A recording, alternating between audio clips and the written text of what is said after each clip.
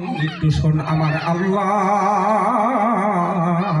আমার সাথে একটু মোহাব্বতের সাথে ডাকতে বলেন আল্লাহ, আরো জোরে বলেন না আল্লাহ।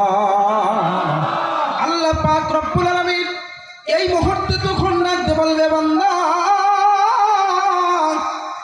60 বছরের অপরাধ থাকার পরে তুমি বলেছো বুঝেছো তুমি জাহান্নামী, তুমি জাহান্নামী, কিন্তু বান্দা রে আমি আল্লাহ রহমান, আমি আল্লাহ রহিম। কিন্তু তোমার 60 বছরের জীবনে এমন একটা আমল আছে যে আমলটা আমার কাছে বড় প্রিয়, আমার কাছে বড় পছন্দনীয়, মাত্র একটা আমল। ওই একটা আমলের কারণে তোর 60 বছরের অপরাধ থাকার পরেও আমি আল্লাহ তোরে মাফ করে দিলাম, আমার জান্নাতের মেহমান বানায়া দিলাম। গাজীপুরের মুসলমান ভালো করে বুঝবেন, উল্টা পাল্টা বোঝার চেষ্টা করেন না। বিশ্বনবী আল্লাহ পাক রব্বুল আলামিন তোমার 60 বছর 70 বছরের অপরাধ থাকার পর মাত্র একটা আমলের কারণে তোমার যে জান্নাতের ফয়সালা করেছে, ওই আমলটা তোমার নামাজের আমল নয়, ওই আমলটা তোমার তাহাজ্জুদ জিকির তেলাওয়াতের আমল নয়, ওই আমলটা রোজার আমল নয়, ওই আমলটা তোমার হজের আমল নয়। আমার নবী ডাকতে বলে ওই আমলটা হলো পারা হাউস। ওই আমলের নাম হলো তাওহীদের আমল, একত্ববাদের আমল। ওই আমলটা হলো ঈমানের আমল। যেই আমল ঠিক থাকবে তোমার নামাজ ঠিক থাকবে, যেই আমল ঠিক থাকবে তোমার রোজা ঠিক থাকবে, যেই আমল ঠিক থাকলে তোমার হজ ঠিক হবে, যেই আমল ঠিক থাকলে তোমার তাহাজ্জুদ জিকির তেলাওয়াত সবকিছু ঠিক থাকবে। ও বন্ধু আমার মায়ার নবী বিশ্বনবী ডাকতে বোঝায় উম্মত শুনে নাও, তোমার 60 বছরের জীবনে নামাজের কাজা আছে, তেলাওয়াত জিকিরের মধ্যে অনেক ত্রুটি আছে, সব থাকার পর কিন্তু বান্দা তুমি যে ঈমানের দৌলত পেয়েছিলা, ওই ঈমানটা কোনোদিন বিক্রয় করো নাই, কোনো বেঈমানের সামনে মাথা নত করো নাই, চাকরির কাছে তোমার ঈমান বিক্রয় করো নাই, ব্যবসার কাছে ঈমান বিক্রয় করো নাই, খেত খামারের কাছে ঈমান বিক্রয় করো নাই, দলীয় একটা পদের কারণে ঈমান বিক্রয় করো নাই। আল্লাহর পয়গম্বর বলে এই জন্য আল্লাহ পাক খুশি হয়ে যাবে। নবীজি আমার বলেন তখন কালিমা, ওই যে ঈমানের কালিমা, মুসলমানদের কালিমা, এই কালিমাটা তখন কালিমা, এই যে কালিমা মুসলমানদের কালিমা, তখন ওই আমলনামার পাল্লার মধ্যে আস্তে আস্তে করে ছেড়ে দেয়। দেওয়ার সঙ্গে সঙ্গে ওই 99টা গুনাহের দপ্তর শূন্য হয়ে যায়, শূন্য হয়ে যায়। আল্লাহর বান্দার আমলের পাল্লা ভারী হয়ে যায়। বিশ্ব নবী বলেন সঙ্গে সঙ্গে আল্লাহর বান্দা জান্নাতের মেহমান হয়ে যায়। সুবহানাল্লাহ বলেন। চিন্তা করেন ঈমানের কত দাম, নির্ভেজাল ঈমান যদি থাকে, আমি অপরাধী হওয়ার পরে আল্লাহ আমাকে শাস্তি দিতেও পারে, আবার ক্ষমা করে দিয়ে বিনা হিসাবে ঈমানের বদৌলতে আল্লাহ জান্নাত দান করতে পারে। সুবহানাল্লাহ। এ দোস্ত, এই জন্য বিশ্ব নবী বলেন, মায়ার নবী বলেন, ঈমান যেহেতু সবকিছুর সমাধান করবে, এই জন্য রাসূল বলেন আখলিস দীনাকা, আখলিস দীনাকা, এ আমার উম্মত তুমি তোমার ওই ঈমানটাকে আগে ঠিক করো, যে ঈমানের বদৌলতে তোমার নাজাত মিলবে, জান্নাতে যাইতে পারবা। আখলিস দীনাকা, তোমার ঈমানকে আগে ঠিক করো। আল্লাহু আকবার বলেন। তাহলে কি হবে? ঈমান যদি ঠিক হয়ে যায়, নবীজি বলেন ইয়াকফিকাল আমালুল কলিল, ঈমান যদি ঠিক হয়ে যায় তাহলে অল্প আমল করেছো, বেশি নয়, ঈমান ঠিক করার পরে অল্প আমল করেছো, রাসূল বলেন ইয়াকফিকাল আমালুল কলিল, তোমার অল্প আমলই তোমাকে জান্নাত পর্যন্ত পৌঁছাইবার জন্য যথেষ্ট হয়ে যাবে। সুবহানাল্লাহ। হাদিসের মধ্যে এই জন্য আসছে, আল্লাহ রাসূল বলেন একবার সুবহানাল্লাহ বলছে, বলেন কয়বার? ভাই এদিকে মনোযোগ দেন, কয়বার? একবার সুবহানাল্লাহ বলছে, কিন্তু আল্লাহর বান্দা যে সুবহানাল্লাহ বলছে তার ঈমান ঠিক ছিল। এই একবারের সুবহানাল্লাহ শুধু জমিন নয়, আসমান পরিমাণ তামাম পৃথিবীর ফাঁকা জায়গা, আসমান পর্যন্ত টোটাল ফাঁকা জায়গাকে আল্লাহ তাআলা নেকি দিয়ে ভরপুর করে দেন। সুবহানাল্লাহ বলেন। একবার সুবহানাল্লাহ বলে এত নেকি কেন? আল্লাহর বান্দার ঈমানটা ঠিক ছিল। মারহাবা কোন? পক্ষান্তরে ও গাজীপুরের বন্ধু শুনে রাখো, পক্ষান্তরে আল্লাহর বান্দা ঈমান ঠিক করতে পারে নাই, 60 বছরে ঈমান নির্ভেজাল করতে পারে নাই, ঈমান ঠিক করতে পারে নাই, 70 বছর নামাজ পড়েছে, 70 বছর রোজা রেখেছে, 5 বার হজ করেছে, জিকির প্রতিনিয়ত করছে, তেলাওয়াত করছে, এমন কোনো আমল নাই যা করে নাই। এ মুসলমান কান লাগা, ভালো করে বোঝো, 70 বছরের নামাজি হাসরের ময়দানে গিয়ে দেখবে তার আমলনামায় এক ওয়াক্ত নামাজও নাই। 70 বছর রোজা রেখেছে, 1 মাসের রোজাও তার আমলনামায় নাই। আফসোস করতে থাকবে।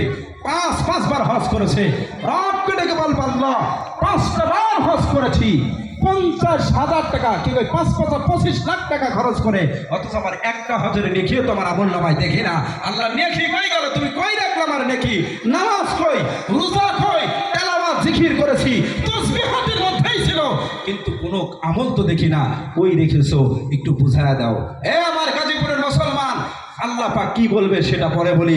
আমার পাবনার ভাষায় বলতেছি, রবের পক্ষ থেকে উত্তর আসবে, খালই ভাঙ্গা মাছ কই পাবি। কথা কয় খালই, বোঝেন খালই? মাছ মারে যেই বর্তনের মধ্যে রাখোটার নাম খালই। এ গাজীপুরের মুসলমান, খালই যদি ভাঙ্গা থাকে, সারাদিন মাছ মারছো, বৈকাল বেলা বাড়িতে এসে ম্যাডামের হাতে গুতারি খাবা। মাছ কই? ও আমার খালই ভাঙ্গা, এই জন্য একটাও নাই। কথা কন? আল্লাহ ডাকতে বলবে, বান্দা 60 বছরের হায়াত দিয়েছিলাম ইমানটাকে বানাইবার জন্য, তুই ইমান তো ঠিক করতে পারিস নাই। 70 বছর ইমান ঠিক করতে পারো নাই। 70 বছরে নামাজ পড়েছো, রোজা রেখেছো, হজ করেছো, যাকাত দিয়েছো, তেলাওয়াত জিকির একটাও কবুল হয় নাই। কারণ তোর নামাজ, রোজা, হজ, যাকাত, তেলাওয়াত জিকির কবুল হওয়ার জন্য আমি রব শর্ত করে দিয়েছিলাম, ইমান নির্ভেজাল হইতে হবে, ইমান ঠিক থাকতে হবে। তোমার তো ইমানই নাই, তোর মধ্যে তো ইমানই নাই, তুই নামাজ পড়ে কি করবি? তোর মধ্যে ইমানই নাই, তুই রোজা রেখে কি করবি? তোর মধ্যে ইমানই নাই, তুই জিকির, তেলাওয়াত, হজ যা করছু বিফলে গেছে, একটাও কবুল হয় নাই। কথা কয়? আল্লাহর বান্দা বুক খুলে বলবে, আল্লাহ আমি না নামাজি ছিলাম, আমি ইমানদার না তো কি? আমি সবসময় জিকির করছি, আমি 1 নম্বর ইমানদার। কথা কয় না? আল্লাহ বলে, তুমি 1 নম্বর ইমানদার। নবী বলেন, তুমি 1 নম্বর ইমানদার, তো তাহলে আমানতের হেফাজত করো না কেন? আমানতের খেয়ানত করো কেন? আমানতের সম্পদ আত্মসাৎ করো কেন? জনগণের টাকা আত্মসাৎ করো, সম্পদ আত্মসাৎ করো, দেশের টাকা আত্মসাৎ করো, রাষ্ট্রীয় সম্পদ আত্মসাৎ করো, নিজের ব্যাংকে জমা করো, দেশের ব্যাংক ভরে গেছে, অন্য দেশে প্রচার করেছো, তোমার আমানতের হেফাজত নাই। নবী বলেন, লা ঈমান লিমান লা আমানাতা লাহু, এই যার মধ্যে ঈমান আমানতের হেফাজত নাই, যে আমানতের হেফাজত করে না, ওর মধ্যে ঈমান নাই, ও মুনাফিক। কথা কন, কথা কন। আমিও হইতে পারি, আমি হেলালুদ্দিন নোমারি যদি আমানতের খেয়ানত করি, আমিও মুনাফিক, আমার মধ্যে ঈমান নাই। কথা কন। আমি যদি কথায় কথা মিথ্যা কথা বলি, আমি মুমিন নয়, আমি ইমানদার নয়, আমি মুনাফিক। আমি যদি ওয়াদার খেলাফ করি, আমি ঈমান নয়, আমার মধ্যে ঈমান নাই, আমি মুনাফিক। কে বলছে? রাসূল বলছেন, আয়াতুল মুনাফিকে সালাসুন, ইদা হাদাসা কাযাবা ওয়া ইদা ওয়াদা আখলাফা ওয়া ইদা উকতুমিনা খানা। নবী বলেন, তুমি মিথ্যা কথা বলো আর ইমানদার হইতে চাও, যখন কথা বলে মিথ্যা বলে, ও ইমানদার নয়। নবী বলেন, ও মুনাফিক। যখন ওয়াদা করে, ওয়াদা করছে নির্বাচিত হলে তোমাদের রাস্তা বানায় দেব, মসজিদে অনুদান দেব, চেয়ারম্যান সাহেব নির্বাচিত হয়েছেন আর জীবনে এলাকায় আসলেন না, রাস্তাটাও বানাইলেন না, ওয়াদা খেলাফ করছেন, আপনি ইমানদার চেয়ারম্যান না, আপনি মুনাফিক। কথা কয় না? এক করলে পরে মাপ চাবনে অসুবিধা নেই, তবে বয়ানটা আগে শোনে। কথা কয় না? ওয়াইদা তুমি না খানা, তোমার কাছে আমানতের সম্পদ রাখলে তুমি খেয়ানত করো, তুমি ছোট ভাইয়ের সম্পদ আত্মসাৎ করো, বড়ের সম্পদ আত্মসাৎ করো, প্রতিবেদীর আয় ঠেলে খাও। ও মা, কথা কয় না? দোকানে বাকি নিছো, জীবনেও দাও নাই, অন্যের থেকে হাওলাত নিয়েছো, ধার নিয়েছো, কর্জ নিয়েছো, কথাই বলতে দাও না, জীবনেও দাও না। তুমি তো আমানতের খেয়ানত করো না, তুমি তো ধোঁকাবাজ, তুমি ইমানদার ন, তুমি মুনাফিক। তোমার 60 বছরের নামাজ, তাসবিহ, তেলাওয়াত, জিকির বিফলে যাবে, একটাও কবুল হবে না। কথা কর। রাসূল বলেন, লা ইয়াসরি যানি ওয়া হুয়া মুমিন ওয়া লা ইয়াকতুলুল কাতিল ওয়া হুয়া মুমিন ওয়া লা ইয়াসরিকু সারিক ওয়া হুয়া মুমিন। বুখারী শরীফের হাদিস। আল্লাহর রাসূল বলেন, এই ইমানদার কখনো সে জিনা করতে পারে না, ইমানদার চুরি করতে পারে না, ইমানদার হত্যা করতে পারে না। কেন? নবী বলেন, যখন কেউ জিনা করে তার ঈমান থাকে না, যখন কেউ চুরি করে ঈমান থাকে না, যখন কেউ কাউকে হত্যা করে ঈমান থাকে না। আমার দেশে চুরিও নাই, জিনা ধর্ষণও নাই, হত্যাও নাই। কথা কয় না? 90% মুসলমান এদেশে সব ইমানদার, এগুলি আছে। কথা কয় না? চুরি আছে, ধর্ষণ আছে, ধর্ষণ আছে মানে শিক্ষক ছাত্রীকে ধর্ষণ করে, অফিসের বস কর্মী মেয়েকে ধর্ষণ করে। কোথায় যান, কোথায় যান হবে, কোথায় নিরাপত্তা থাকবে? তার কারণ হলো ওই বছরের ইমান নাই, ওই শিক্ষকের ইমান নাই। তোমার নামাজ রোজা দিয়ে তুমি পারো বাবা, তোমার দান সৎকা একটাও কবুল হবে না, কারণ তোমার ঈমান ছিল না। আমি তো মনে করছি আমি ঈমানদার, এখন দেখেন যে তার ঈমান আছে কিনা। তুমি ইমানদার দাবি করছো, ইমানদার কোনোদিন ঘুষ খাইতে পারে না, সুদ খাইতে পারে না। সুদ যে খায়, ঘুষ যে খায়, সে রবের উপর ভরসা করে না, আল্লাহ বিশ্বাস করে না। বলেন রিজিকের মালিক কে? এই রিজিকের মালিক যদি আল্লাহ হয়, তুই কেন সুদ খাইলি? আমার বুঝা, তুই কেন ঘুষ খাইলি? ঘুষ তোর বাবার টাকা না মানুষের টাকা, সুদ খাইছিস মানুষের টাকা। এটার জবাব না দেওয়া পর্যন্ত যত আমলই করো, মক্কা মদিনায় যা হজ করে আসো, পার পাইতে পারবি না। আগে তার টাকা পরিশোধ করতে হবে। কথা কয় তিমি মাছ, এ যুবক, এক লোকমায় 200 যুবক যা খানা খায়, তিমি মাছ এক লোকমায় তা খায়, পানির মধ্যে থাকে। ও কোনোদিন সুদও খাইলো না, ঘুষও খাইলো না, ওরে খাওয়ায় কে? আর তুমি আশরাফুল মাখলুকাত হয়ে তুমি কেমনে সুদ খাওয়ার, কেমনে ঘুষ খাও, কেমনে গুনাহের কাজ করো, অন্যায় কাজ করো। তুমি নিজেকে অনেক কিছু মনে করো, আবার দেখবেন এই সুদখোর ঘুষখোর আলেমদের বিরুদ্ধে কথা বলে, ইমাম সাহেবের বিরুদ্ধে কথা বলে। কথা কও, তোমার মুনাফিকের জবান বেশি বড় থাকে। সব জমানাই তাই ছিল। আবু জেহেলের জবান বড়ই ছিল, আবু লাহাবের জবান বড়ই ছিল, ওই ফেরাউনের জবান বড়ই ছিল। বর্তমানেও তার জবান বেশি বড়, কিন্তু তলা ঠিক নাই। ও জানবেন যে ওই কথা কয় না, কথা কয় না, কথা কয় না। এর মূল কারণ কি? মূল কারণ হলো আমার রবের সাথে আমার তাওয়াক্কুল নাই, রবের সাথে সম্পর্ক নাই, রবের কথা বিশ্বাস করি না। আজকে আমার বাবার কথা আমি বিশ্বাস করি, নেতার কথা বিশ্বাস করি, নেত্রীর কথা বিশ্বাস করি। আমার আল্লাহ যে খাওয়াইতে পারে, আমার আল্লাহ যে শান্তি দেয়, এই কথা আমি বিশ্বাস করি না। রবের ইয়াকিন, রব কত বড় পাওয়ারফুল, তার কুদরত কত বড় বেশি, এটা আমার আইডিয়াই নাই। কথা কন, রাগ করতেছেন? এই জন্য আমি চেষ্টা করব, রব কারে বলে, রবের পরিচয়, রবের পাওয়ার কত, আর রবের সাথে যদি সম্পর্ক করতে পারি, এ হায়াত কামিয়াব হয়ে যাবে, জান্নাতি সুসংবাদ পাবা। চিৎকার দিয়ে বলেন সুবহানাল্লাহ। একটু সময় দিবেন তো? কথা কয়, একটু সময় দিবেন তো?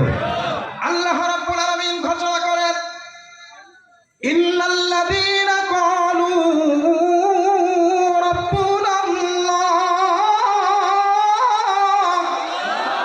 বলেন কার কথা? আস্তে বলেন না, বলছি না, জোরে বলেন কার কথা? ইন্নাল্লাযীনা ক্বালু রাব্বুনাল্লাহ,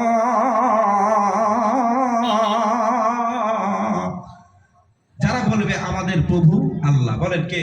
আল্লাহ। ইন্নাল্লাযীনা ক্বালু রাব্বুনাল্লাহ, যারা বলবে আমাদের প্রভু আল্লাহ। এই যে রব, আগে রবের ব্যাখ্যাটা বোঝাই, তারপরে সামনে গেলে ভালো মজা লাগবে, বুঝবেন। রব শব্দের অর্থ হলো লালন পালন করা, প্রতিপালন করা। রব শব্দের অর্থ কি ভাই? রব শব্দের অর্থ হলো লালন পালন করা, প্রতিপালন করা। এটা শাব্দিক অর্থ। ইসতিলাহর মধ্যে, পরিভাষার মধ্যে রব বলা হয়। মুফাসসিরিন কিরাম অনেক ব্যাখ্যা করছে, আপনারা সব বুঝবেন না, আমি সহজ করে যে ব্যাখ্যাটা ওটা বলি। পৃথিবীর কেউ যেই কাজ করতে পারে না, মনোযোগ দিয়ে শোনেন, তাহলে সামনে কি তার ওয়াজ বুঝে একদম চলে যাবে। মনোযোগ দিয়ে শোনেন, পৃথিবীর কেউ যেই কাজ করতে পারে না, সেই কাজ যিনি করে দেন তার নাম কি? আল্লাহ। মাশাআল্লাহ, আবার বলছি, পৃথিবীর কেউ যেই কাজ করতে পারে না, সেই কাজ যিনি আসানে, সহজে, পরিপূর্ণভাবে করে দিতে পারেন, তার নাম কি? আল্লাহ। তার নাম রব। এটা ব্যাখ্যা শুনলেন, একটা উদাহরণ শোনেন। 6 মাসের বাচ্চা, বলেন কয় মাস? 6 মাসের বাচ্চা। এপাশে বাবা ঘুমায়, এপাশে মা। বাবা তো ক্লান্ত শরীর, ক্ষেত খামার চাকরি ব্যবসা করে এসেছে, দেখবেন বাবা আগেই ঘুমায় যায়। 6 মাসের বাচ্চা এখনো ঘুমায় নাই, বাবা কিন্তু ঘুমায় যায়। বাবাও ঘুমায়, ভাই বোন থাকলেও ঘুমায়, এলাকার মানুষ থাকলেও ঘুমায়। ও দোস্ত, ও আমার মদনখালীর বন্ধু রে, সবাই ঘুমায়, কিন্তু 6 মাসের 1 বছরের বাচ্চা যতক্ষণ পর্যন্ত ঘুমায় না, এই পৃথিবীর একজন মানুষ ঘুমায় না, তার নাম কি? আল্লাহ। মা কত দরদি, বাবা ঘুমায়, সবাই ঘুমায়, কিন্তু একজন মানুষ, তার কলিজায় আল্লাহ এত দরদ, এত মহব্বত আর ভালোবাসা দিয়েছে, সবাই ঘুমাইলে তিনি আর ঘুমায় না। সুবহানাল্লাহ। যুবক রে, আলোচনা আমার এটা না, কিন্তু আসছে তাই বলতেছি। তুমি যখন লন্ডনে যাচ্ছ, বিদেশে যাওয়ার প্রোগ্রাম হয়েছে, দেখবা তোমার বিবি এসে বলে, স্বামী বিদেশে যাচ্ছে, আমার জন্য একটা আইফোন নিয়ে আসবে, তাই আমি খুশি। কথা কয় না? স্বামী বিদেশে যাচ্ছে, স্ত্রী শুধু একটা আইফোন পাইলেই খুশি। নিজের জন্ম দেওয়া ছেলে প্রোগ্রাম করে, বাবা বিদেশে যাচ্ছ, একটা ল্যাপটপ নিয়ে আসে। কথা কয় না? ভাই বোন, আত্মীয় স্বজন, সালাসারি সবাই হাদিয়ার প্রোগ্রাম করে। বিদেশে যাচ্ছ, সবাই খুশি, সবাই হাদিয়ার প্রোগ্রাম করে। মদনখালীর যুবক, একটা মানুষ তোমার বাড়ির, সেই মানুষটার যেদিন থেকে বিদেশের কথা বলেছো, ওদিন থেকে ঘুম নাই, চোখে ঘুম নাই, খাওয়ান নাই, গোসলটা পর্যন্ত বন্ধ করে দিয়েছে। বিদেশে যাবার দিন তোমাকে জড়ায় ধরে বলবো, সন্তান ও আমার কলিজা সেরা ধুর, 5টা দিন তুই জুদা থাকলে আমি মা সহ্য করতে পারি না। আজ 5টা বছরের জন্য তুই কেমন বিদেশে যাবি? ওই লন্ডনে দেশের পাখিও তো যায় না। আমি মা কেমনে সহ্য করব? আমি মা কেমনে সহ্য করব? ও সন্তান, আমার আইফোন লাগবো না, আমার ল্যাপটপ লাগবো না, তুই তোর শরীরের যত্ন নিস, তুই তোর শরীরের যত্ন নিস। আল্লাহু আকবার বলেন। মুসলমান বন্ধুরে আমার, মার কথা এসেছে এই জন্য শুধু একটা হাদিস বলি। আল্লাহর পয়গম্বর আর আম্মা আয়েশা রাদিয়াল্লাহু তাআলা আনহা খোলা আকাশের নিচে বসা আছেন বা দাঁড়িয়ে আছেন। এমন সময় একজন মা তার 2টা সন্তানকে সাথে নিয়ে পয়গম্বরের দরবারে উপস্থিত হয়ে গেলেন। মা 3 দিন খায় না, 2 সন্তানও 3 দিন খায় না। না খাওয়া মা, না খাওয়া 2 সন্তান বিশ্ব নবীর দরবারে সে বলে, পয়গম্বর আমি মা 3 দিন খাই না, অসুবিধা নাই, কিন্তু আমার 2 সন্তান যে 3 দিন খায় না, আমি মা 1 মুহূর্তের জন্য সহ্য করতে পারি না। ওগো রহমতের নবী, মায়ার নবী, আপনার বাড়ির মধ্যে যদি কোনো খাবারের ব্যবস্থা থাকে গো পয়গম্বর, আমাদের জন্য একটু খাবারের ব্যবস্থা করে দেন, আমার কলিজার টুকরা সন্তানদের খাবারের ব্যবস্থা করে দেন। মদনপুরের বন্ধুরে, আল্লাহু আকবার। মায়ার নবী সঙ্গে সঙ্গে আম্মা আয়েশাকে ডেকে বললেন, আয়েশা ঘরের মধ্যে যাও, কিছু খাবারের ব্যবস্থা আছে কিনা দেখো। রহমতের নবী, নবী কিন্তু শুধু নবী ছিলেন না, তিনি মদিনার প্রধানমন্ত্রী, রাষ্ট্রপতি প্রধানমন্ত্রীর ঘরের মধ্যে তার বিবি অনেক খোঁজাখুঁজি করলো। তালাশ করার পর মাত্র 2টা 3টা খেজুর পালো। ওই 3টা খেজুর ব্যতীত আল্লাহর পয়গম্বরের ঘরের মধ্যে অন্য কোনো খাবারের ব্যবস্থা না। আম্মা আয়েশা রাদিয়াল্লাহু তাআলা আনহা ওই 3টা খেজুর নিয়ে এসে বিশ্ব নবীর কাছে দিলেন। পয়গম্বর, বিশ্ব নবী, রহমতের নবী, রাষ্ট্রের প্রধান, রাষ্ট্রপতি প্রধানমন্ত্রীর ঘরের মধ্যে 3টা খেজুর ছাড়া কিছুই পাওয়া গেল না। ওরে দোস্ত, দুঃখের সাথে বলতেছি, মন খারাপ করেন না। অথচ আপনাদের গাজীপুরের কথা করছি না, আমার পাবনার কথা বলি। আমার পাবনার মেম্বারের, চেয়ারম্যানের ঘরের মধ্যে আল্লাহু আকবার, চুরি করা গোবের কোনো অভাব না। 1 নম্বরের চোর। কথা কর, জনগণের কি সেবা করবেন? একটা চোর। কথা কর না, কথা বলেন, কি সেবা করবেন? নিজেই আঙ্গুল ভুলি করা কাছে কিচ্ছু ছিল না, ওই দিয়ে গেছে। কথা কর,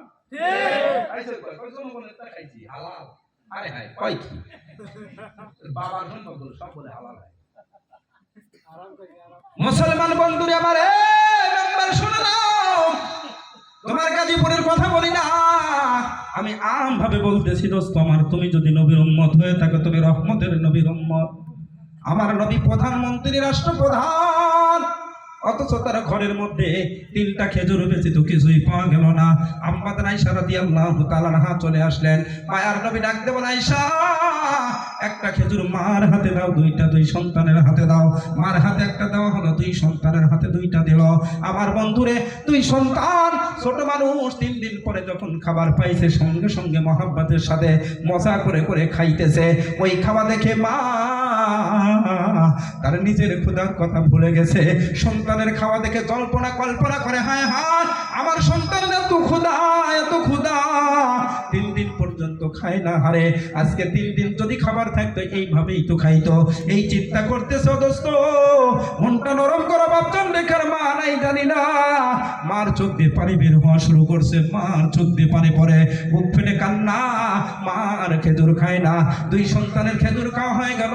মা তার অবশিষ্ট খেজুরটা 2 সন্তানকে তকসিম করে 2 সন্তানকে ভাগ করে দিয়ে দিল। 2 সন্তান অবশিষ্ট খেজুরটাও খেয়ে ফেললো। মা যে 3 দিন না খাওয়াই রইল, 2 সন্তান মোটামুটি একটু সুস্থ হলো। আম্মা আয়েশা রাদিয়াল্লাহু তাআলা আনহা ডাক দিয়ে বলে, পয়গম্বর, মা তার সন্তানকে কত মহব্বত করে গো পয়গম্বর। আমার নবী ডাক দিয়ে বলে, আয়েশা রে, এই জন্যই তো আমি পয়গম্বর বলেছি, আমার আল্লাহর সিদ্ধান্ত, আমার আল্লাহর সিদ্ধান্ত, রেজাল রব্বি ফি রেজাল ওয়ালিদ ও সাখাতুর রব্বি ফি সাখাতিল আলিদ। গাজীপুরের মুসলমান যুবক শোন, নামাজ পড়ে, হজ করে, যাকাত দিয়ে তুমি আল্লাহকে খুশি করতে চাও? আমার আল্লাহ ডাক দিয়ে বলে, বান্দা আমার যদি খুশি করতে চাও সব আমল করছো ঠিক আছে, কিন্তু আর একটা আমল করে আসো, মার সন্তুষ্ট অর্জন করো, বাবার সন্তুষ্ট অর্জন করো। তোর মা যদি খেদমত করে সন্তুষ্ট অর্জন করতে পারো, বাবার সন্তুষ্ট অর্জন করতে পারো, আমি আল্লাহ তোমার উপর খুশি, তুমি জান্নাতি। সুবহান। পক্ষান্তরে ওয়াসাখাতুর রাব্বি ফি সাখাতিল ওয়ালিদ, বিশ্বনবী বলেন উম্মত তাহাজ্জুদ জিকির তেলাওয়াত সব আমল করেছো, কিন্তু তোমার মার মনে কষ্ট দিয়েছো, বাবার মনে কষ্ট দিয়েছো। শুনে রে, শুনে রে, তোর তাহাজ্জুদ জিকির সব বিফলে যাবে। হুমা জান্নাতুকা হুমা নারুকা, মা অসন্তুষ্ট, বাবা অসন্তুষ্ট, তোর জন্য আমার জান্নাত হারাম, হারাম, তোর ঠিকানা হলো জাহান্নাম। কথা বলেন। এই জন্য মার খেদমত করবা তো, বাবার খেদমত করবা তো ইনশাআল্লাহ। এদিকে আমি যাচ্ছি না, এটা আসছে তাই বললাম। আল্লাহর পয়গম্বর এরপরে ডাক দিয়ে বলে, আয়েশা,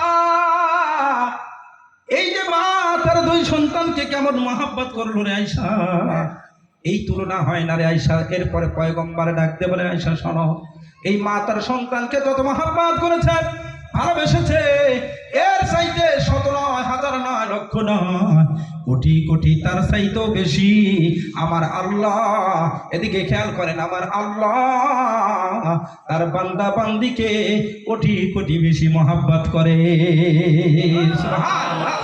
চিন্তা করেন তাহলে আল্লাহ আমাদেরকে কি পরিমাণ ভালোবাসেন, কি পরিমাণ মহব্বত করেন। সুবহানাল্লাহ বলেন। সুবহানাল্লাহ। মেরে দোস্ত, এই জন্য বলতেছিলাম, মনে আছে তো এই কথা, ওই যে 6 মাসের বাচ্চা, মনে আছে? বাবাও ঘুমায় পড়ছে, এবার মাও ঘুমায় গেছে, রাত 12টা বেজে গেছে। এই চালিয়ে তো আশা কম না, স্যার একটা আনবে না, চলো দাও ওই রুমে দাও সামাবাদ। এদিকে খেয়াল করেন, এই একটার মতো আর একটা করলে বিপদ হবো, চাটা লাগবো না ভাই, আর আসিস না।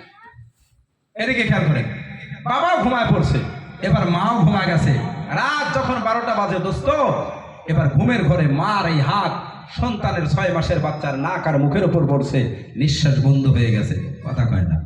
এরকম হয় কি হয় না? আপনি মনে করছেন না হুজুর আমার হয় না, তোমার হয়েছে কি না হয়েছে তুমি জানো না, আল্লাহ জানে।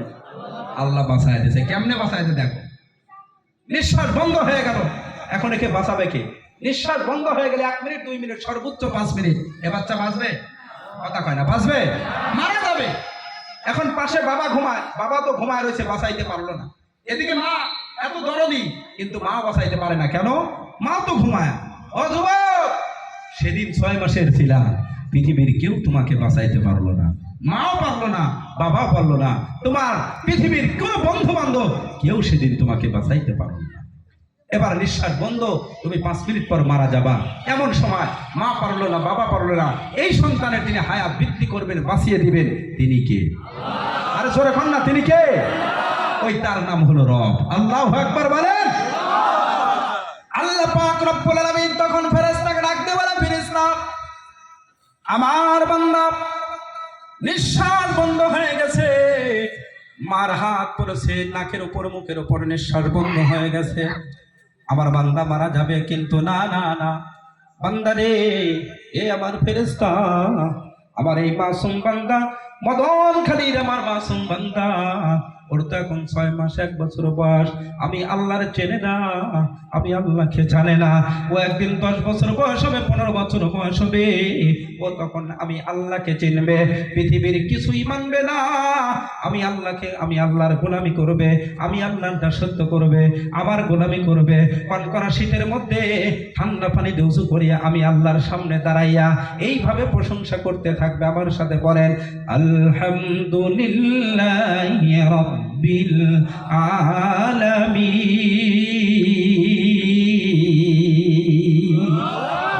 আল্লাহ পাক রব্বুল আলামিনকে ডাক দিয়ে ওই ছোট্ট মাসুম বান্দা বলবে, আল্লাহ তুমি তো শুধু আমার রব নয়, এ দোস্ত, আমার মালিক কিন্তু শুধু আমার আর তোমার রব নয়। আল্লাহ, ওই যে জঙ্গলের মধ্যে হিংস্র প্রাণী, ওদের খাবারের ব্যবস্থা তুমি আল্লাহ করো, সমুদ্রের মধ্যে বড় বড় মাছ, তিমি মাছ, ওই মাছের খাবারের ব্যবস্থা তুমি আল্লাহ করো, হায়াত তুমি বাড়ায় দাও। আল্লাহ, আমার মা তো রব নয়, আমার বাবাও রব নয়, তুমি আমার হেফাজতের মালিক। আল্লাহ, আমার নিঃশ্বাস চালু করার দায়িত্ব তোমার। আল্লাহ, তুমি আমারে বাঁচায় দাও। আল্লাহ পাক তখন তার কুদরতি দোষ ফেলে যায়, ডাকতে বলে, ফেরেশতা দেখো কি যাও যাও, ওর মা ওর রব নয়, ওর বাবা ওর রব নয়, ওর মা তো সেজদা করে না, বাবার জন্য সেজদা করে না, পৃথিবীর কারো পায়ে সেজদা করে না, ও তো আমি আল্লাহর কুদরতে পায়ে সেজদা করে। যা যা আস্তে করে আমার বান্দার নাক আর মুখের উপর থেকে ওর মার হাতটা সরায় দিয়ে নিঃশ্বাস চালু করে দে, আমার বান্দা যেন হায়াত বৃদ্ধি হয়ে যায়।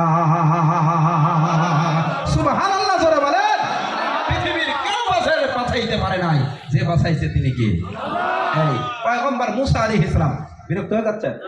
পয়গম্বর মুসা আলাইহিস সালাম তার কওমকে, তার জাতিকে নিয়ে ওই যে জালেম ফেরাউনের হাত থেকে বাঁচাইবার জন্য রওনা দিয়েছে, গোপনে চলে গেছে।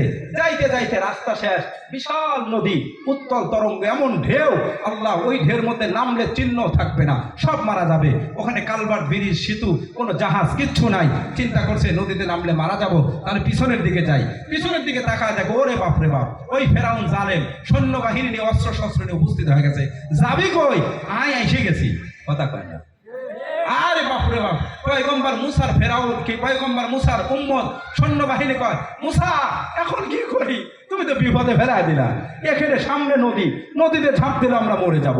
এদিকে ফেরাউন তার সশস্ত্র বাহিনী নিয়ে চলে এসেছে, ওর হাতে যদি ধরা পড়ি তাও কোনো নিস্তার নাই, তাহলে ফেরাউনের হাতে ধরা পড়লেও মৃত্যু, নদীতে ঝাঁপ দিলেও মৃত্যু। ইন্না আলা মুদরাকুন, কোরআন বলেছে ইন্না আলা মুদরাকুন, আমরা তো এখন ধরা খেয়ে গেলাম, মরা ছাড়া কোনো গতি নাই, তুমি করলে নাকি? আমাদের তো বাঁচার কোনো পথ নাই। কথা কয় না, ঠিক না? ঠিক, নদীতে ঝাঁপ দিলে মরবে, শত্রুর হাতে ধরা পড়লে মরবে। ও দোস্ত, এটা হলো পয়গম্বর মুসার উম্মতের ঈমান।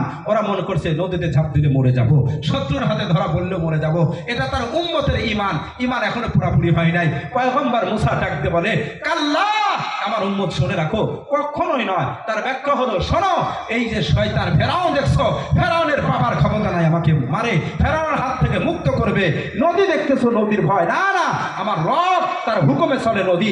এই নদীর তলদেশ দিয়ে, নদীর তলদেশ দিয়ে, উপর দিয়ে নয়, তলদেশ দিয়ে বিশ্ব রোড টানেল বানায় দিবে, যমুনা নদীর সেতু বানায় দিবে। চিৎকার দিয়ে বলেন আল্লাহু আকবার। আমার আল্লাহ আছে। তখন তার উম্মত বলে, মুসা খালি বক্তব্য দিও না, এখন মরার সময় আমরা মরিয়ে যাচ্ছি আর তুমি বক্তব্য দাও, দলিল দাও, দলিল দাও।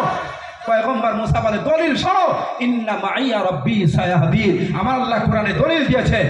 গাজীপুরের মুসলমান, ঈমান মজবুত করে, আমল ঠিক করো, ঈমান খাঁটি করো, দলিল শোনো, ইন্না মাইয়া রাব্বি সায়াহদিন। আল্লাহর পয়গম্বর মুসা বলে, দলিল শুনে নাও। পয়গম্বরের মুসার দলিলের তরজমা পরে করব, আগে জিজ্ঞেস করে আপনারা বলুন, আমরা মায়ের পেটের মধ্যে ছিলাম না? ছিলাম না? জোরে বলেন। মায়ের পেটের মধ্যে ছিলাম, ওখানে কোনো অক্সিজেন নাই, কোনো খাবারের ব্যবস্থা নাই, কোনো আলো বাতাস নাই। সত্য কথা বলছি, এখানে কোনো আলো বাতাস আছে? কোনো খাবারের ব্যবস্থা আছে? নাই, অক্সিজেন নাই। কোনো অক্সিজেন পাইছে কোনো? আল্লাহ ব্যবস্থা করছে, এখানে অক্সিজেন নাই, আলো বাতাস নাই, খাবারের ব্যবস্থা নাই। এই জায়গায় মানুষ বাঁচার কোনো কথাই না। এ দোস্ত, যেই জায়গায় বাঁচার কোনো কথা না, আমার আল্লাহ বলে, বান্দা তোর নুতফাত থেকে, নাপাক পানির থেকে রক্ত বানাইলাম, রক্তর থেকে গোস্ত, গোস্তর থেকে এরপরে আমি আল্লাহ আকৃতি দিছি, এরপরে রূপ দিয়ে তোরে সুন্দর মানুষ করে দুনিয়াতে জীবিত বানিয়ে পাঠিয়ে দিয়েছি। যেই জায়গায় বাঁচার কথা না, ওই জায়গায় আমি আল্লাহ লালন পালন করে 10 মাস পর্যন্ত সেখানে রেখে সুস্থ করে জমিনে পাঠাইলাম। পয়গম্বর মুসা বলে, হে আমার উম্মত শোন, যে রব ওই জায়গায় বাঁচাইতে পারে আর আস্ত সাধারণ শত্রুর হাত থেকে বাঁচাবে, নদীর মধ্যে রাস্তা বানাবে, ওই আল্লাহ আমার সাথেই আছে। যে আল্লাহ মাতৃগর্ভে বাঁচাইছে, ওই আল্লাহ আমার সাথে আছে। ওই আল্লাহ নদীর মধ্যে টানেল বানাবে, পদ্মা সেতু বানাবে, আমাদেরকে মুক্ত করবে। চিৎকার দিয়ে বলেন সুবহানাল্লাহ। আল্লাহ পারে না? পারে না? আরো জোরে বলেন, পারে না? পারে না? আরেকটু উদাহরণ দেই দোস্ত আমার বাংলাদেশের আমরা সকলের একটা চিন্তা চেতনা ছিল যে বাংলাদেশের মধ্যে ইন্ডিয়া, আমার দাদা বাবুদের আলু যদি না আসে, এদেশের মানুষ আলু পাবে না, পেঁয়াজ যদি না দেয় বাংলাদেশ চলবে না। এই থিওরিতে আমরা চলতেছিলাম। এবছর যখন আলু বন্ধ করে দিয়েছে, দাদা বাবুর আলু বন্ধ করছে, পেঁয়াজ বন্ধ করছে, বাংলাদেশের মুসলমান বলেছে আলু বন্ধ করতে পারো, পেঁয়াজ বন্ধ করো, ইমানের মাথায় কোনো আপোষ হবে না, কোনো বেঈমানের সামনে মাথা নত করবো না। ইমান মজবুত করেছে, আমল ঠিক করেছে, ভরসা করছে। আল্লাহ বলে, শাহজালালের জমিন অত মূর্তির পূজা করে, ইন্ডিয়ার আলু আমি আল্লাহ দেই, বাংলাদেশের মুসলমান টেনশন করিস না। সোনার বাংলাদেশে এমন আলু উৎপাদন করেছে, 50 টাকার আলু এখন 20 টাকা। দিনাজপুরে গেলাম সেদিন, কয় হুজুর 10 টাকা। মারহাবা, জোরে বল। ইন্ডিয়ার আলুর দরকার হয় নাই। মুসলমান, বাংলাদেশের মুসলমান ইমান মজবুত করেছে, আল্লাহ জমিনে এমন আলু পয়দা করেছে, এমন পেঁয়াজ দেশে ইন্ডিয়া তেলিয়ার আলু রাস্তায় ঘোষাইতেছে, খাওয়ার লোক নাই। আমার দেশে আলু সবাই খাচ্ছে। সুবহানাল্লাহ, জোরে বল সুবহানাল্লাহ। আল্লাহ পাক রব্বুল আলামিন ডাক দিয়ে বলে, মুসা তুমি যখন ইমানের মাসারায় কারো ব্যাপারে আপোষ করো নাই, কারো ভয় করো নাই, কারো কাছে মাথা নত করো নাই, নদী সামনে আছে, ঝাঁপ দিলে মরে যাবে, কিন্তু তুমি নদীকে বিশ্বাস করো নাই। বলেন বিশ্বাস করতে হবে কাকে? আরো জোরে বলেন, আওয়াজ দিয়ে বলেন কাকে? হে মুসা, ফেরাউনের হাতে শত্রুর হাতে অস্ত্র আছে, ও ইচ্ছা করলে শেষ করে দিতে পারবে, কিন্তু তুমি বিশ্বাস করো নাই, বিশ্বাস করো নাই। আমি আল্লাহর উপরে কিল করেছো। এ মুসলমান শোনেন, আমি একটা কথা বলছিলাম, সামনে ইমানের পরীক্ষা আসবে। বেঈমান আমার দেশ দখল করার জন্য, ইমানকে ছিনিয়ে নেওয়ার জন্য ষড়যন্ত্র করবে। আমরা যদি ইমানের বলে বলিয়ান হয়ে কারো ওই অস্ত্র শস্ত্র চোখ রক্ত চক্ষুকে ভয় না করে কালিমার তাওহীদি একত্ববাদ নিয়ে যদি মাঠে নামতে পারি, সব বেঈমান পালাইতে বাধ্য হবে। কথা কোন ঠিক কিনা? আমার আল্লাহ ডাকতে বলে, মুসা তুমি যখন ফেরাউনকে ভয় করো নাই, নদীরও ভয় পাও নাই, আমি আল্লাহর উপরে কিল করছো, আমার উপরে ভরসা করছো, এবার আমি আল্লাহর মদদ আর সাহায্য শুনে নাও। অবশ্যই ইমানদারের পক্ষে সাহায্য আসবে, এর মধ্যে কোনো সন্দেহ নাই। আবার আল্লাহ কোরআনের মধ্যে সেটা ঘোষণা করে দিলেন, মুসারে তোমার মদদ আর সাহায্য নাও। ফলাফল এবার শুনে নাও। আনিজরিব বিআসাকাল বাহার, আনিজরিব বিআসাকাল বাহার। আল্লাহ পাক পয়গম্বর মুসাকে ডাক দিয়ে বলো, আনিজরিব তুমি মারো, বিআসাকা তোমার লাঠি দ্বারা, আল বাহার মানে সমুদ্র, আনিজরিব বিআসাকাল বাহার। ও পয়গম্বর মুসা, তোমার হাতের মধ্যে যে লাঠি আছে, এ গাজীপুরের মুসলমান আপনারা আবার মনে করেন না ওই লাঠিটা হলো আমাদের গাজীপুরের লাঠি। ওটা কি গাজীপুরের লাঠি? হ্যাঁ, না না না, পয়গম্বর মুসার হাতের লাঠি গাজীপুরের নয়, ওই লাঠিটা হলো জান্নাতি লাঠি। সুবহানাল্লাহ। আল্লাহ পাক রব্বুল আলামিন পয়গম্বর মুসাকে ডাক দিয়ে বলে, মুসা তোমার হাতের জান্নাতি লাঠি দ্বারা শুধু সমুদ্রের মধ্যে একটা বাড়ি দাও, আঘাত করো। সমুদ্র নিয়ে টেনশন করতেছ না? না, কোনো টেনশন নাই। আমি আল্লাহ মরে যাই নাই, আমি আল্লাহ এখন আছি। কিসের ফেরাউন, কিসের নদী, সব ব্যবস্থা আমি আল্লাহ করবো। আনিজরিব বিআসাকাল বাহার। আমার বন্ধুরে পয়গম্বর মুসা সঙ্গে সঙ্গে নদীর মধ্যে একটা আঘাত করছে, বাড়ি দিয়েছে। বাড়ি দেওয়ার দেরি, আমার আল্লাহ পয়গম্বর মুসার বাড়ি দেওয়ার সঙ্গে সঙ্গে আল্লাহ ইচ্ছা করলে একটা রাস্তা বানাইতে পারতেন, কিন্তু আল্লাহ জানে রাস্তা যদি একটা হয় আর তার কওম তার সম্প্রদায় তো 12টা সম্প্রদায় 12টা কওম যদি এক রাস্তা দিয়ে পার হইতে লাগে, তাহলে ঢাকা গুলশান বাড়ি ধারার মতো জ্যাম লেগে যাবে। তো কোনা বাড়ি, কথা কয় না, এই কোনা বাড়ির জ্যাম আল্লাহ পাক চিন্তা করছে না, নদীর মধ্যে জ্যাম লাগলে হবে না। আমার আল্লাহ পয়গম্বর মুসা একটা বাড়ি দেওয়ার সঙ্গে সঙ্গে ওই নদীর মধ্যে আমার আল্লাহর কুদরত জাহির করছে। একটা নয়, দুটা নয়, পয়গম্বর মুসার 12টা কওমের জন্য, 12টা সম্প্রদায়ের জন্য আমার আল্লাহ 12টা আলাদা আলাদা বিশ্ব রোড, পদ্মা সেতু, টানেল বানায় দিয়েছে। সুবহানাল্লাহ, জোরে বলেন। নদীর মধ্যে 12টা বিশ্ব রোড বানায় দিয়েছে। সুবহানাল্লাহ। কিন্তু নদীর মধ্যে রাস্তা ভয় আছে না নাই? কথা কয় আছে। তো বনি ইসরাইল তো তেরা, একদল নামবে, চার দল পিছায় যাবে, নামতে যাবে না। আল্লাহ জানে না? আল্লাহ সব জানে। এজন্য আল্লাহ কয় দাঁড়া, একসাথে নামাবো, তুই কেউ পিছাবি কেউ আগামী হবে না, আমি সবগুলোকে একসাথে নামাবো, একসাথে পান খাইতে খাইতে গল্প করতে করতে পার করে দেবো। সুবহানাল্লাহ। তাফসীরের কিতাবের মধ্যে আসছে আমার আল্লাহ 12টা রাস্তা বানাইলো, রাস্তার মাঝখানে যে পার্টিশন, ওই পার্টিশনের মাঝখানে আমার আল্লাহ জানালা লাগাই দিয়েছে। জানালা, সুবহানাল্লাহ। জানালা যখন লাগাই দিল, এই দল ওই দলকে দেখে, ওই দল সেই দলকে, সেই দল ওই দলকে। সুবহানাল্লাহ। সবাই সবাইকে দেখে, সবাইকে একসঙ্গে নামাইছে, সবাই একজন একজন গল্প করতে, সবাই দেখতেছে। দেখতে দেখতে গল্প করতে করতে ওই পাশে পার হয়ে গেছে। পয়গম্বর মুসা তার উম্মতকে নিয়ে ওই পাশে পার হয়ে গেল। এবার বাকি রইল হলো ফেরাউন। কথা কন না কে? রাগ করতেছে? বিরক্ত হয়ে গেছে? মোনাজাত করে দেয়। হ্যাঁ, পয়গম্বর মুসা তো পার হয়ে গেল, এখন পর্ব হলো ফেরাউনের। ফেরাউন এবার এক পাও আগায়, 4 পাও পিছায়, আগাইতে চায় না। খালি চিন্তা করে রাস্তা কেমন হলো, মুসা পার হইলো কেমন, আমার মাথায় তো ধর দিছে না। কথা কন না কে? তোর মাথায় জীবনেও ধরবি না শয়তান, তুই তো তোর মাথায় ইবলিস পোশাক করছে। কথা কন না কে? তোর বুঝে আসবে না। এখন বর্তমান পৃথিবীতে উলামায়ে কেরামের কাজ করা কাজকর্ম অনেকের বুঝে আসে না, ওর মাথার মধ্যে ইবলিস প্রস্তাব করছে। কথা বল না কেন? কথা বল। ওলামায়ে কেরামের আওয়াজ দেখলে, ওলামায়ে কেরামের চিল্লানি দেখলে, ওলামায়ে কেরামের কোরআন সুন্নাহর কথা দেখলে ওর মাথা গরম হয়ে যায়, মাথা নষ্ট হয়ে যায়। ওই নাস্তিক কথা করে মাথার মধ্যে প্রস্তাব করছে শয়তান। কথা বল। তোর বুঝে আসবে না, তোর বুঝে জীবন আসবে না, তোর বাবারই বুঝে আসবে না, তোর 14 বছর বুঝে আসবে। কথা কয় না? ওই যে ফেরাউনের জাতি বুঝে আসবে কেন? ওই যে শুনে আয় তাহলে বুঝে আসবে। কথা কন না? রাগ করতেছে ফেরাউন, এবার নামতে চাচ্ছে না, কয় ভাগবো আমি। কই ভাগবি? আল্লাহ কয় আমি কই? এই জিবরাইল কয় জি আল্লাহ। কয় ধর, অর্ডার দেন। অর্ডার দিছি, এক করে কান চাবি ধরি নামান দিয়েছে। ফাজলিমো করি, আনা রব্বুকুম আলা, আমি সবচেয়ে বড় প্রভু, কোন প্রভু চলবে না এখানে। কথা কন।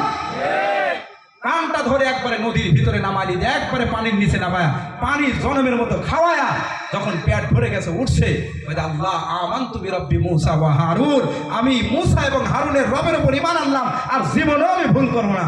আল্লাহ কয় তোর ঈমান লাগবে না। জিবরাইল দেখো কি, ওর মুখের মধ্যে এক বস্তা কাদা ঢুকায়া দাও। নাউযুবিল্লাহ, জোরে কহ।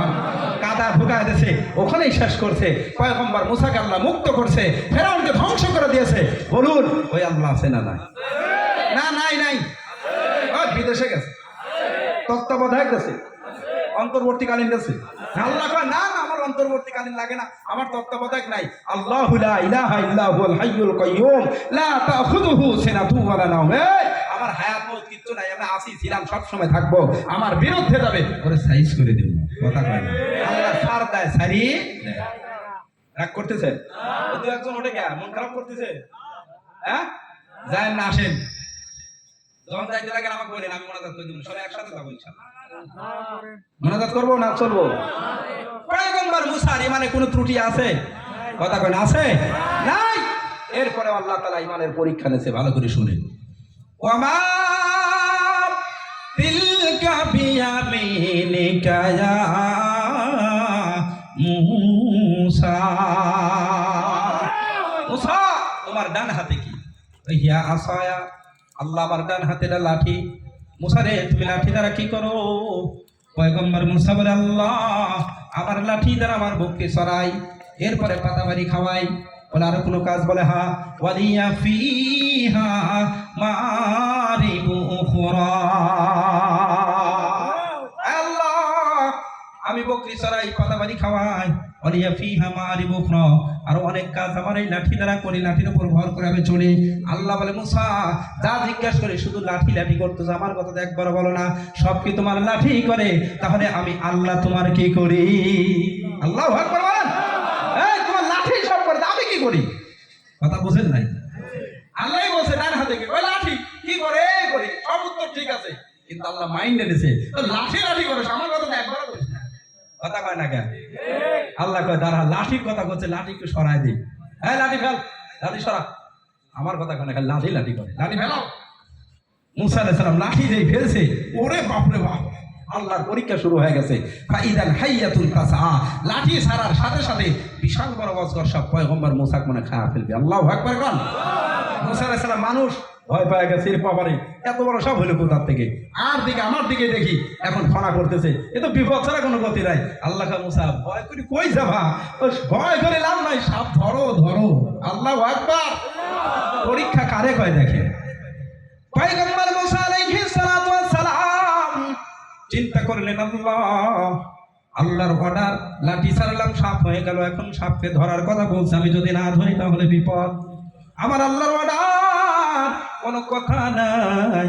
পয়গম্বর মূসা কোনো দলিল নাই না, কোনো চিন্তা ছাড়াই পয়গম্বর মূসা আল্লাহর অর্ডার পালন করতে গেছে। সাপ যখন ধরতে যায়, ও দোস্ত আমার পরীক্ষা শুরু হয়ে গেছে। এবার সাপের শরীরে যখন হাত লাগাইলো, পরীক্ষায় পাশ হয়ে গেছে। সানুঈদু সিরাতাল উলা। আল্লাহু আকবার। আল্লাহ পাক বলে ডাকতে বলে, মূসা আমি তোরে একটা পরীক্ষা নিলাম, আমি তোরে পরীক্ষা নিলাম, ওই পরীক্ষায় তুমি পাশ করে গেছো রে মূসা। এবার তোমার লাঠি সাপ বানাইছিলাম, ওই সাপকে আমি আল্লাহ আবার লাঠিতে পরিবর্তন করে দিলাম। সুবহানাল্লাহ জোরে বলেন। এবার আমার আল্লাহ ডাকতে বলে, মূসা রে, এইবার তুমি বলো পয়গম্বর মুসা, এইবার ডাক দিয়ে বলে ও পয়গম্বর মুসা, এবার তুমি বলো তোমার ডান হাতে কি? ও দোস্ত আমার ভালো করে শুনবেন, মূল কথায় চলে এসেছি। পয়গম্বর মুসা যেন এবার ডাক দিয়ে বলে আল্লাহ মালিক রে, আমার ডান হাতে এটা লাঠিও না, আমার হাতে এটা সাপও না, আমার হাতে এটা লাঠিও না, আমার হাতে এটা সাপও না। বলে তাহলে কি? আল্লাহ আমার হাতে এটা লাঠিও না, সাপও না, এটা হলো তোমার হুকুম, এটা হলো তোমার হুকুম। ও আল্লাহ তুমি হুকুম করলে এটা লাঠি হয়, আর তুমি হুকুম করলে এটা সাপ হয়। আল্লাহু আকবার বলেন। আয় আল্লাহ, গাজীপুরের মদন খানের মুসলমান, মূল কথা এটাই আমি বুঝাই দিয়েছি, মূল আলোচনা এবার শুনে নাও। আমার আল্লাহ ডাক দিয়ে বলে বান্দা রে, তুই তো চাকরি করিস, মনে করছিস আমি সফল হয়ে গেছি, আমার জীবন সার্থক, আমি শান্তি পাইলাম। না না, চাকরি দিয়ে কোনোদিন শান্তি পাওয়া যায় না, ব্যবসা দিয়ে কোনোদিন শান্তি পাওয়া যায় না, খেত খামার দিয়ে কোনোদিন শান্তি পাওয়া যায় না। কত কোটিপতি কোটি টাকার ব্যবসা করে, অথচ পরিবারে শান্তি নাই, শান্তি নাই। ছেলে কথা শোনে না, মেয়ে কথা শোনে না, বউ কথা শোনে না, কথা কয় না। শান্তি আছে? কোটি টাকার মালিক, পরিবারে শান্তি নাই। কয়টা কয় ডজন ডজন প্রমাণ নেবেন।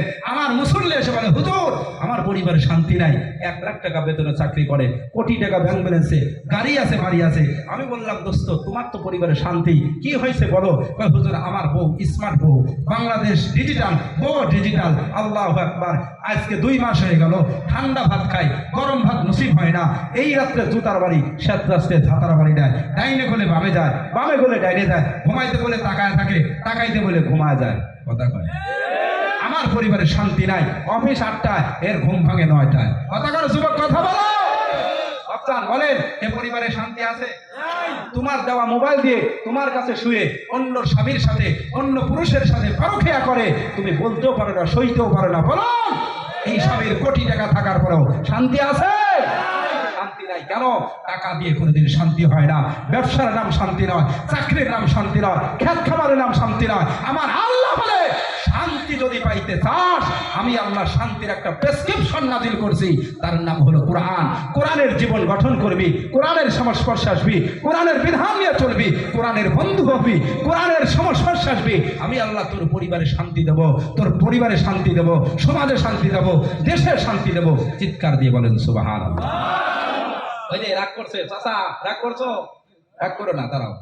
এবার রিকশাওয়ালার কথা শোনে। রিকশাওয়ালা ইমাম সাহেব হুজুরের কাছে আসছে, যোগ্য ইমাম পরামর্শ করছে। ইমাম সাহেব বলছে আপনি আপনার বউর হক আদায় করবেন, বউ আপনার খেদমত করবে, আল্লাহর হুকুম মানবেন, রসুলের সুন্নাহ মানবেন, কোরআন মানি চলবেন, দুইজনে জান্নাতি। সুবহানাল্লাহ কর। রিকশাওয়ালার বউ, রিকশাওয়ালা খুশি হয়ে গেছে, বউকে এসে বুঝাইছে, এ দোস্ত তাকান, গরমের মৌসুম, রিকশাওয়ালা রিকশা চালাইতে গেছে, কোটি টাকার উদাহরণ দিছি, পরিবারে শান্তি নাই, রিকশাওয়ালার পরিবারে শান্তির অভাব নাই। রিকশা ছাড়া দুপুরের সময় আসতেছে, দেখবেন রিকশাওয়ালার বউ, গরিবের বউ, কিন্তু দৌড়াইতে দৌড়াইতে গিয়ে রিকশাও পর্দা মেনটেন করে রিকশাওয়ালাকে রিকশা ছড়ায় দিয়ে জড়ায় ধরে আহারে মহাব্বত করে, আর এই যে কাপড়ের আঁচল দিয়ে মুখটা মুছায় দেয়। সুবহানাল্লাহ কর। মুখটা মুছাই দিয়ে জড়ায় ধরে ঘরের মধ্যে নিয়ে গেল। এরপরে যাওয়ার পরে এই যে তালের পাখা দিয়ে খালি বাতাস দেয়, কথা কয় না। ফ্যান নাই, তালের পাখা দিয়ে বাতাস দিয়ে শরীরটা ঠান্ডা করে দিয়েছে। একদিকে বলে স্বামী ঘরের মধ্যে তো কোনো শরবত নাই, লেবু কাটছে, 1 গ্লাস ঠান্ডা পানি একটু চিনি দিয়ে সুন্দর একটা শরবত বানায় দিয়ে স্বামীর মুখের কাছে উঠায় দিয়েছে। রিকশাওয়ালা গরমের মৌসুম, ঠান্ডা পানির ওই শরবত পাইয়া ডাক দিয়ে, খাওয়ার পরে ডাক দিয়ে আসমানের মালিক আল্লাহকে ডাক দিয়ে বলে, রব আল্লাহ, আমার ম্যাডামের আচরণে আমি মুগ্ধ হয়ে গেছি, খুশি হয়ে গেছি, আল্লাহ তুইও খুশি হয়ে যা। আল্লাহ ডাক দিয়ে বলে, এ গোলাম, এ রিকশাওয়ালা বান্দা, তুই একা খুশি হইস নাই, তোর ম্যাডামের উপর, তোর বড় উপর তুই একা খুশি না, আমি আসমানের মালিক আল্লাহ খুশি, আমি আল্লাহ খুশি। তোর ম্যাডামের মরতে দেরি হবে, আমি আল্লাহর জান্নাতের 8টা দরজা খুলতে দেরি হবে না। চিৎকার দিয়ে বলেন সুবহানাল্লাহ। المرأة إذا صلت خمسها صامت شهرها وأحسنت فرجها وأطاعت بعلها। আমার পর্দার মদন খালির মা জীবনে বহু আজ শুনেছেন, শুনে যান, কপাল খুলে যাবে। শুনেন, আপনি জান্নাতি হবেন। কিছু আপনাদের কথা বলি, আল্লাহ রাসূল বলেন মহিলা 5 ওয়াক্ত নামাজ পড়বে, রমজানের রোজা রাখবে, ওয়া আহসানাত ফারজাহা, লজ্জাস্থানের হেফাজত করবে তথা পর্দার মধ্যে থাকবে। পর্দার ওয়াজ আরো 1 ঘন্টা লাগবে, আমি ওইদিকে যাচ্ছি না, আমার সাবজেক্ট ওটা না। যদি পর্দার ওয়াজ করতে যাই এই ওয়াজ হবে না, একদিনে সহজ ওয়াজ করাও যায় না। 4 নাম্বার হলো ও আতাআত ওয়া আলাহা, স্বামীর আনুগত্য করবে, স্বামীর খেদমত করবে, স্বামীর সন্তুষ্ট অর্জন করবে। নবীজি বলেন এই 4 গুণ যদি অর্জন করতে পারো, ফাল তাদখুল মিন আইয়া আবওয়াবিল জান্নাতি শাআত, জান্নাতের 8টা দরজা তোমার জন্য খুলে যাবে। সুবহানাল্লাহ।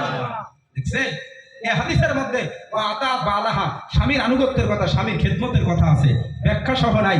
আর একটা হাদিস শুনেন, রাসূল উদাহরণ দিয়ে বুঝাইছে, চুলার নিচে আগুন জ্বলতেছে, চুলার উপর কড়াই, কড়াইয়ের উপর রুটি, আমার মা রুটি ভাজতেছে, মদন খালির বোন তুমি রুটি ভাজতেছো। এই অবস্থায় তোমার স্বামী যদি তোমাকে ডাকে, তলব করে তার চাহিদার জন্য বা যে কোনো কাজের জন্য, রাসূল বলেন চুলার নিচের আগুনের কারণে চুলার উপর কড়াই, তার উপর রুটি পুরে ছারখার হয়ে যাক, রুটে পুরে ছারখার হয়ে যাক, তোমার স্বামীর ডাকে সাড়া দেওয়া তোমার জন্য ওয়াজিব ওয়াজিব ওয়াজিব। আল্লাহু আকবার, জোরে বলেন। আপনি চিন্তা করেন স্বামীর মর্যাদা কোথায়। আল্লাহু আকবার। আর আমার মা বোন স্বামীর খেদমত না করে, স্বামীর কথা না শুনে মুরগি নিয়ে ব্যস্ত হয়, হাঁস নিয়ে ব্যস্ত হয় দেখ কথা কন। তার মা হাঁস মুরগি পালেন সেটা কথা নয়, সব করেন, তবে স্বামী ডাক দেওয়ার সাথে সাথে সবকিছু ওকে বাদ দিয়ে আপনার স্বামীর ডাকে সাড়া দিতে হবে। স্বামীর অনুমতি ছাড়া নফল রোজাও রাখতে পারবেন না। স্বামীর যদি নিষেধ করে নফল নামাজ পর্যন্ত আপনি পড়তে পারবেন না। স্বামীর খেদমত করেন, স্বামীর সন্তুষ্ট অর্জন করেন, নফল রোজা করে, নফল নামাজ পড়ে আসমানের মালিক আল্লাহকে যত খুশি না করতে পারবেন, আপনি যদি স্বামীর সন্তুষ্ট অর্জন করেন, আমি বলে গেলাম রাসূলের হাদিস, আপনি আল্লাহ আসমানের মালিক আল্লাহকে তাড়াতাড়ি খুশি করতে পারবেন। ইসলাম বোঝে না, মা বোঝে না, খালি জিকির করে, খালি তেলাওয়াত করে, নফল পড়ে, অথচ স্বামীরে পাত্তা দেয় না। অনেক মা বোন আছে দেখবেন তাহাজ্জুদ, জিকির, তেলাওয়াত সব করে, কিন্তু সাসারে 2 সহি দেখিবা। এই সাসি আছে না নাই? অনেক সাসি আছে, তাহাজ্জুদ, জিকির, তেলাওয়াত, তাসবিহ সব আছে, জিকির করে না, হজ করে আসছে, হাতের মধ্যে তাসবিহ আছে, কিন্তু সাসারে 2 সহি দেখিবা, সহ্যই করতে পারে না। কি চাচা নাই? আপনাদের মদন খালিতে নাই, আপনারা রাগ করতেছেন, আমি তো আপনাদের কথা বলতেছি, নরম করে কেন? এদিকে শোনেন, বাহিরের কথা বলছি আমি, কথা বলছেন। চাষারা দেখতে পারেন, আমি ওই চাষিকে বলে, চাষি শোনেন, আপনি যে এত আমল করতেছেন জান্নাতে যাওয়ার জন্য না? বলে হ্যাঁ। তো জান্নাতে যাবেন কেমনে? আমার নবীর হাদিস শোনেন। নবী বলেন যে এই মহিলা দুনিয়া থেকে বিদায় হয়ে গেল, অথচ তার স্বামী তার উপর অসন্তুষ্ট। কেন? ওই স্বামীর মনে কষ্ট দিত, স্বামীর সাথে তর্ক করত, স্বামীকে অপমান করত, বাবার বাড়ি গিয়ে স্বামীর নামে বদনাম করত। এরকম তাসলিমা নাসরিনের মতো বজ্জাত মহিলা আমাদের মদনখালীতে একটাও নাই। হ্যাঁ, নাউজুবিল্লাহ। আপনাদের কথা আপনারাই বলতেছেন, এটা কাজ করতেছেন। এত বাড়িতে যাবেন, ঝাঁটার বাড়ি দিব, কথা কয় না। আর বলবে এই হুজুর আর জীবনে দিন না আসে এলাকায় না। আমার রাগ করেন না, আপনাদের পক্ষের ওয়াজ আসতেছে, কথা কন। ওই মাকে বলি, মা নবী কি বললেন? আপনি স্বামীর মনে কষ্ট দিয়েছেন, স্বামীর থেকে ক্ষমা চান নাই, দুনিয়া ছেড়ে চলে গেছেন। রাসূল বলে ওর আমল পাহাড় পর্যন্ত আমল থাক, স্বামীর অসন্তুষ্ট থাকার কারণে ওর জন্য জান্নাত মিলবে না, জাহান্নাম জাহান্নাম জাহান্নাম। নাউজুবিল্লাহ, জোরে বলে। কষ্ট হচ্ছে তাই না? না, আপনারা তো মহা খুশি, আপনাদের পক্ষের ওয়াজ। এখন যত নারাজ হবে আমার মারা নারাজ হবে, তবে আমি পরে সলিউশন দিয়ে দেবো ইনশাআল্লাহ।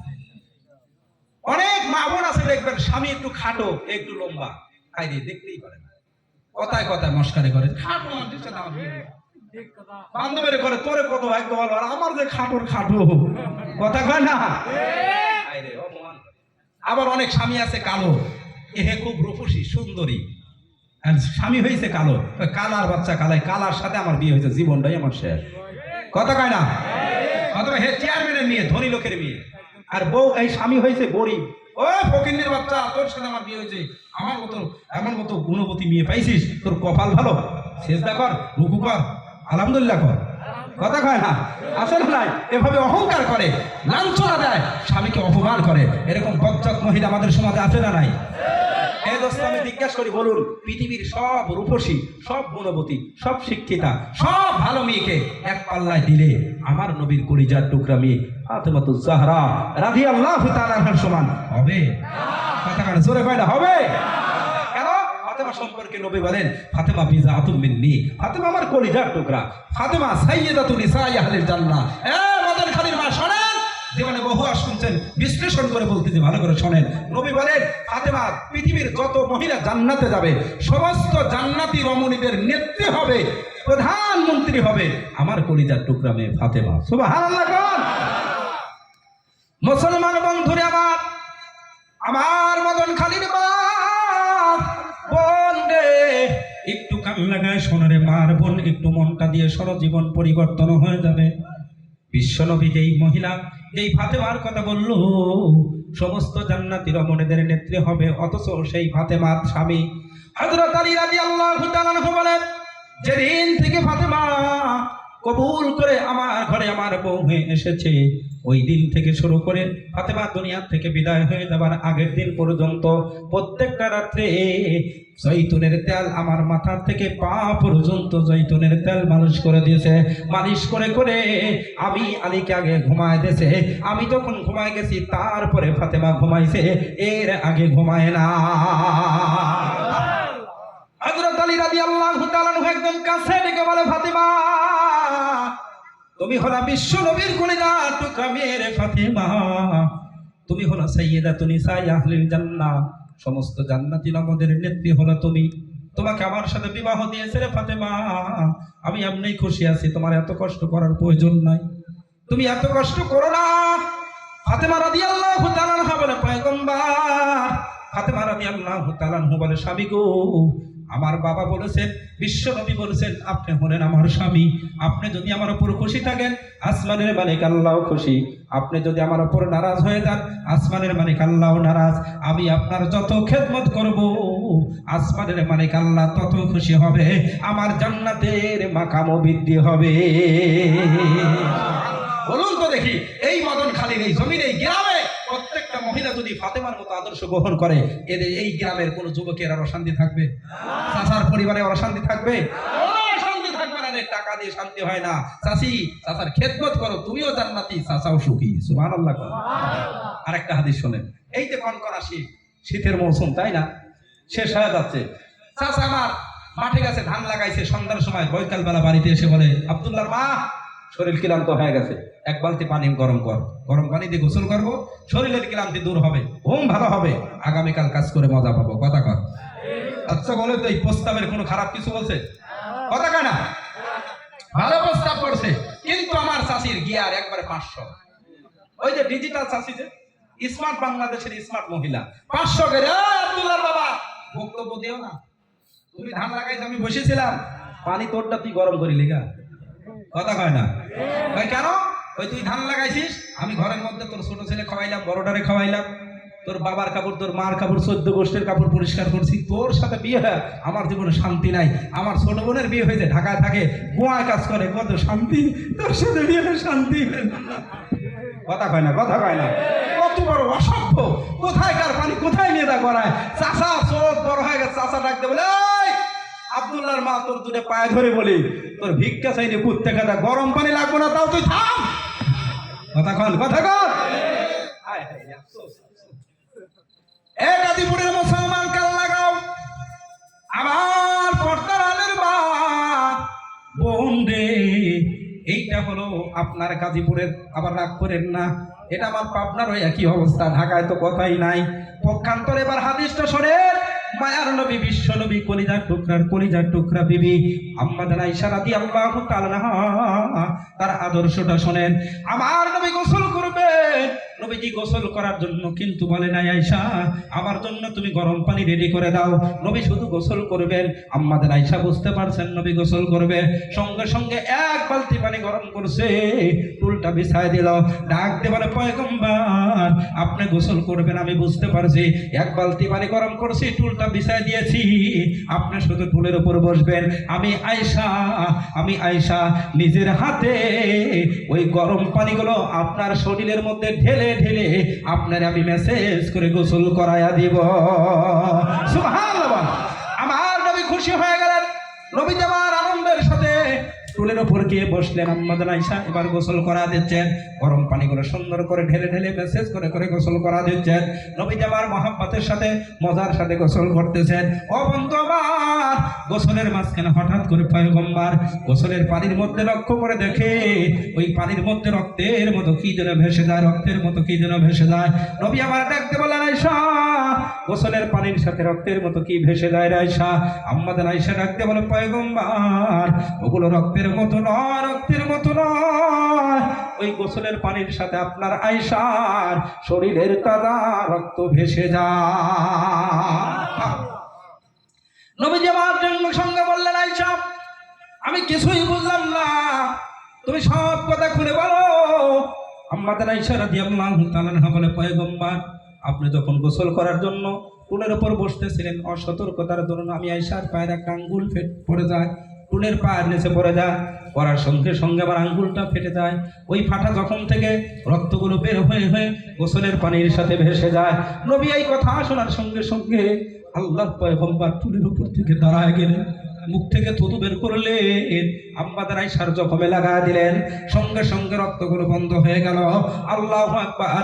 এরপরে নবী বলেন, আয়েশা রে তুমি এত কষ্ট করেছো, আমি তোমারে মহাব্বত করি, বেশি ভালোবাসি, অথচ তুমি আমার টুলের পায়ের নিচে তোমার পা, আমি আয়েশা সেই আয়েশা রে, আর আমি বিশ্বনবী সেই টুলের উপর দাঁড়ানো, তুমি কেন এত কষ্ট করেছো? আগেই বলতে আমি টুলের উপর থেকে দাঁড়ায় যাইতাম, তাহলে তো তোমার এত কষ্ট হইতো না। আমার বদন খানের বা